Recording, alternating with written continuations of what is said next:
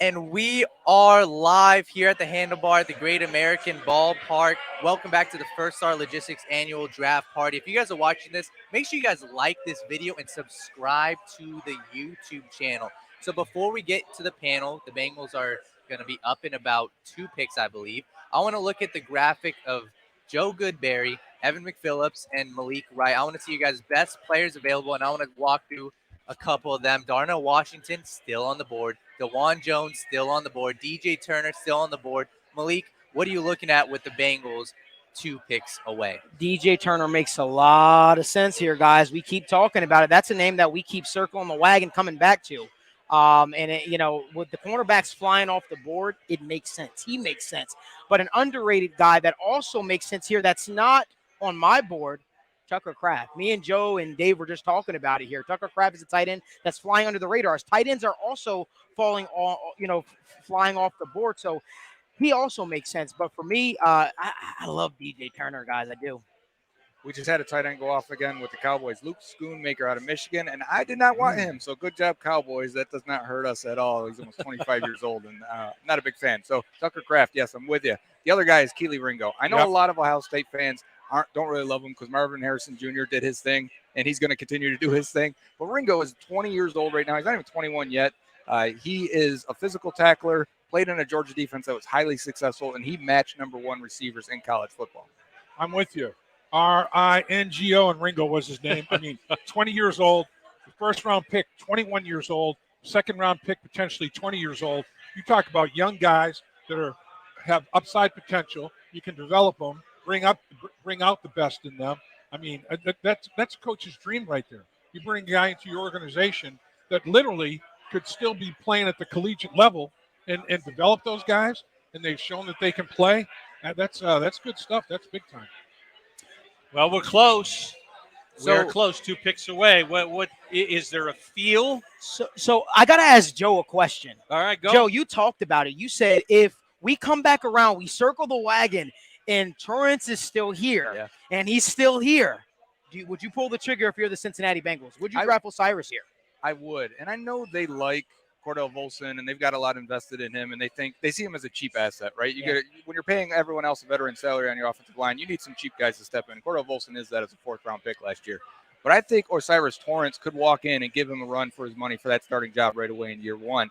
And listen, I don't want to bench Volson, but at the same time, if you're raising the floor of this offensive line and the ceiling you already did, I think in free agency with Orlando Brown, I think you're protecting your best investment in Joe Burrow with that. So I know we're talking right here with Dave, and I know Dave's a huge fan. Let's build the trenches, right, Dave? Well, yeah, but I'm telling you, 2nd round interior offensive lineman, they probably feel like they could address it later. Yeah. I'm not sure that they would invest a 2nd-round pick on a guard that, will he beat out a guy who was on some all-rookie teams, played at a pretty high level. And he is a behemoth. He is a massive kid. There's no question about it.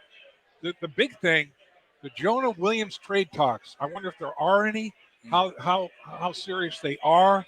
That's going to be a factor as well. Malik, I see you looking. Well, we don't even have to worry about them having that discussion because the Bills just took him.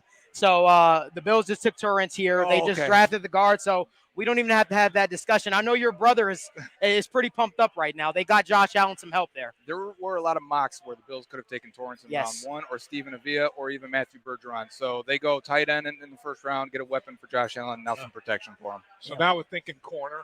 Yeah. I mean, the tight end run, the corner run, it's going to be one of those because the run's going to dry up here. I mean, it's ending here pretty quickly, and then you're going to go to the next tier, the next level. But you have already said you'd rather go corner here and save because of the tight ends that have gone to go to a tight end maybe 3rd or 4th round. I think there are guys that they could get, but I don't know. I mean, I could see him going either way, but I still think they're probably going to go corner. I think, again, it's a quarterback-driven league. You gotta be able to cover. You got to be able to rush them, And I think they feel like they've got enough at the tight end position with the 2 second-round picks they signed, their own Drew Sample and their Irv Smith Jr. All right, so what happens after this? If we're going to say, all right, they've done what they needed to do defensively, Is it true? I mean, are they done defensively for a Hey, little while? They better be. They better be. I think it's time to finally address the tight end position. I think that this is the time where we do it. Well, I There's don't still know. some You know, in players. the third round, they may go with a receiver that they can groom with a dozen, 18 snaps a game, and at some point in time, they're not going to be able to keep all three of the receivers. It's just not going to happen. So if there's a receiver that is slid, and it's not a deep wide receiver class, if there's a receiver there that makes some sense, they may say, and again, this is a wide receiver centric football team. You know, the tight end position is secondary to the wide receiver position. Are you saying we should forget tight end? Stop talking about it. They run 11 personnel more than anybody. Yeah. You know, I mean, and they feel like they got two second-round picks, their own and Irv Smith Jr. right before the draft. It alleviated that tight end issue, that pressing need at the tight end spot. I'm not saying that they don't draft a tight end. I'm just not sure they draft one in the third round. If there's a wide receiver that they have higher on the board than the tight ends that are remaining, it would not shock me to see them go wide out and say, all right, we're gonna groom you a little bit, and because we're not going to be able to keep all our guys. Sarah, we need that rookie salary for multiple years at the wide receiver position. We're too expensive at the wide receiver position right now. Well, you know what? Dave started talking about that. You got my ears perking up. There's a guy that I love.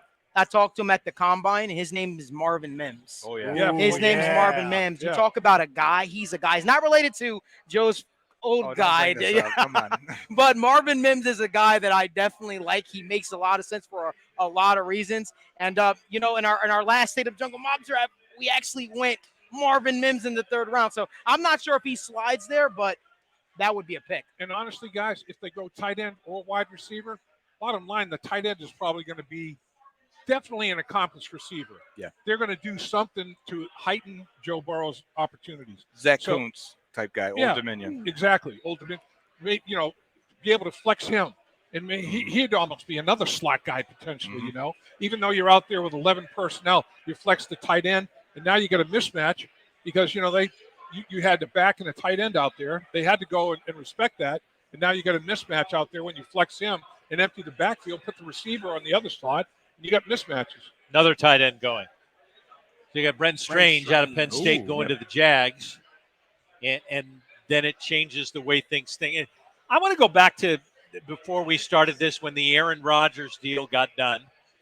And Aaron sat and said, golly, I wouldn't be doing this if I didn't believe that we were going to the Super Bowl. And all of the pundits around all of that say, well, of course, the Jets are a Super Bowl-ready team because that plays well. The Bengals already have been, for 2 years, a Super Bowl-ready team. Have they improved themselves already to prepare to take that next step and win a Super Bowl this year? You know, there's obviously college free agency and then the all-important veteran free agency period right before training camp where there's still some bargains out there where the market's been dry. But if I'm one of those veteran guys and the Bengals come knocking and the market hasn't been too good, the Bengals say, here's what I'm offering you, 1 year deal. Here's what we're talking about. You could come to a playoff team, a Super Bowl contending team. There may be some deals to be had out there in that final free agency period after the draft, right before training camp. And depth's important. We know this. Like I said earlier, your needs right now could be totally different in January, where you're making that championship run, where you need Cam Taylor-Britt to step into a starting role, where you need Zach Carter to play a lot of snaps, where you need Cordell Volson. He started all year, but these are second, third, fourth round picks. So we're not there yet. We're still probably looking at a couple guys that are going to play this year coming up. Oh yeah. You know, this basically the first and even second round are the newsmakers, but third, fourth, fifth round, that is when you build the soul and heart and soul of your football team. That's when the rubber meets the road, man. This is the core, the basis of your football team because you're relying on so many guys, and there's going to be a lot of value there in that third, fourth, fifth round. That's why I wish they could have picked up an extra one because it would be good to have an extra third, fourth, or fifth round pick because I think this draft in particular, there's a lot of, you know, there weren't blue collar, blue chip guys. There are a lot of, you know, B level, the next level down guys, and it goes on for a while, right? I mean, it's not like it's there for a short period of time. There's not huge drop offs. I mean, at mid first round and into the third round, there's not a huge discrepancy in the level of play. You heard teams say this in their pre-draft luncheons that maybe we have 18 first-round guys. Right. Well, I agree, and I think the next 45 to 60 are similarly graded guys. Exactly. So you're going to get in the third round a guy that's similar that you would get here at 60. Yep. Evans, your thoughts on where the Bengals stand as we sit here right now? Right. Yeah. No, I think there were a lot of really good points there. With tight end, we're kind of hitting that next tier of tight ends where, like Dave was talking about, maybe you can put that on the back burner for now because there will be other similar options available to you later. I think running back could be a potential spot here. We talked about Roschon Johnson. We've talked about other guys like Tyjae Spears. These are talented running backs that are still out there, and they kind of have their pick at right now. Right. Offensive tackle wise on the back end, if they can last that long, maybe a Blake Freeland lasts that long. Maybe you feel better about a guy like a Tyler Steen or a Nick Saldiveri, depending on if you like the smaller school guy. Big fan of what Nick Saldiveri has done. I definitely think that wide receiver is also on the board, man. Marvin Mims would be such a dynamic element. Did he just get picked? Yep. He just got picked. His ears must have been burning. Yeah, no, I really got excited about what he could be as kind of that vertical slot for the Bengals. But that's not to discount that they might not go other ways. But you do see a little bit of this wide receiver run happening with Jonathan Mingo going actually early in the round. Kind of surprised to see him go as early as he did. But I think running back, tackle, and maybe looking a little bit at maybe the interior defensive line, just kind of taking, like the Bengals have done, what comes their way. Try and get that value at that pick while also meshing with needs. I feel like you might be getting in that range where if Tucker Kraft doesn't fall, I don't know how big of a difference there is between all these other guys who all have their own warts that need development, and whether or not you want to invest a higher capital draft pick in a position that generally we see takes 2 to 3 years to hit their stride and really become who they're going to be for their careers. I can see other immediate needs like running back superseding that kind of pick. That closes us out in round 2. So Bengals are at 92. The logic of what happens here as they sit, this is a team that's going to continue to be patient, you see, right, Dave? Patient and an ability to pivot because they're not locked in. They don't feel any sense of urgency. I mean, you know how your mother used to slap your hand when you reach for the cookie? They're not going to be reaching. Vaguely, man. I remember Mike that. Brown's not going to be slapping anybody's hands, man. I mean, they don't have to reach for anything. They can sit there and let the draft fall to them. And that's a great feeling. That's a great place to be. And as long as they trust their board and they put a lot of time and effort working into organizing the board, and they redid it after the first round, redid the board for today, they're going to live by that board and just let it fall. And they'll get another good player in the third round. There's no doubt. And you can go anywhere you want, Malik? Absolutely. Now, my question is, I wonder how long this slide continues for Keely Ringo. That's my question. What's the reason, I wonder? What's the reason? You know the word. You know what the word that kept coming around during the draft process for him? Swiss Army knife. He could just be a guy on a defense. He could be moved all around. He could be moved to safety. He could move to outside corner. Some even thought he can come down in the box. I don't know. I wasn't the biggest fan of him, but this was everybody at one point. This was the consensus best cornerback in the draft. Yeah. Right. He fell away to the third round. Again, another guy, Darnell Washington, is here in the third round. His knees. Yeah, man. Knee problems. Yes. I mean, it's medical with him. That big man's got some potential knee issues. That's what I've heard anyway. But I wonder. I mean, is it a situation with Ringo where jack of all trades, master of none?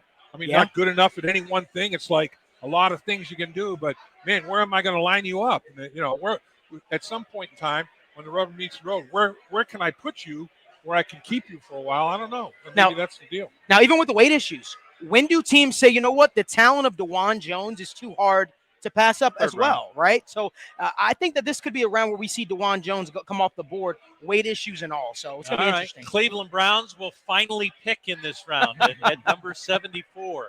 I know one thing. DeJuan Jones is regretting every meal he had that flew him up to 393 right now, because the most important job interview of his life, over 8, man. Stuffed it too much. But doesn't that tell you a lot about if we're dealing with character and character becomes more important, discipline becomes more important. Discipline for sure. And if you can't self-discipline yourself before your biggest interview, I don't think you're the guy we want. Aren't a lot of coaches saying that? Absolutely. I mean, that's right now he's a little radioactive, you know. I mean, but at some point in time, it's going to be maybe there's going to be a team, there's going to be a coaching staff that's going to say, I can get through this guy. There's too much there. There's too much. I can get through this guy. My nutritionist will get through to him. My strength and conditioning coach will get through to him. Good luck. Good luck. Join our team. First Star Logistics provides its employees the tools and support they need for a successful career. With the highest salary in the industry, plus uncapped commission and a flexible career path.